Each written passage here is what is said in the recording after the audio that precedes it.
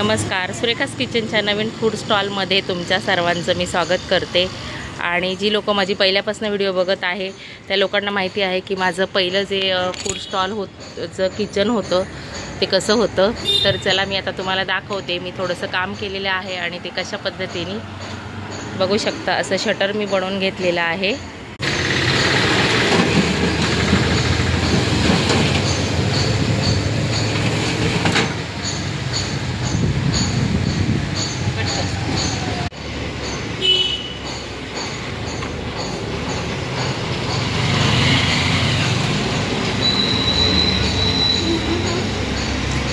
आणि ही आहे शिल्पा, तुम्हाला माहीतच आहे, तुम्ही याच्या आधी पण शिल्पाला व्हिडिओमध्ये बघितलेला आहे।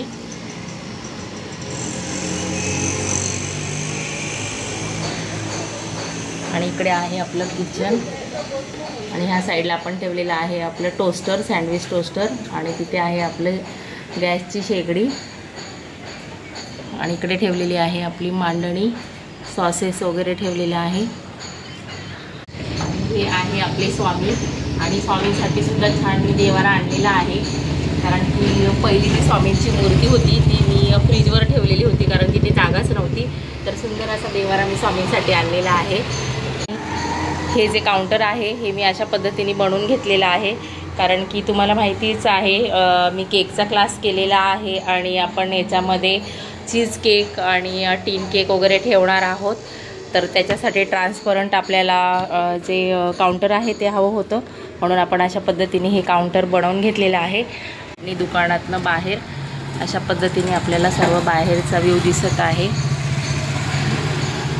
आणि पहिले जे किचन होतं त्याच्यामधनं मी लोकांना दिसतच नव्हते कारण खिडकीच्या ह्या साईडला मी उभी असायची। तर सगळ्यांचं म्हणणं होतं की किचन आहे किंवा इथे काही आहे स्टॉल वगैरे दिसत नाही आहे। त्याच्यामुळे मग खूप जणांचं असं होतं की नाही तुम्ही करूनच घ्या, शटर करा। म्हणून आम्ही सुरेखास फूड किचनला थोडासा याचा शॉपचा लुक दिलेला आहे।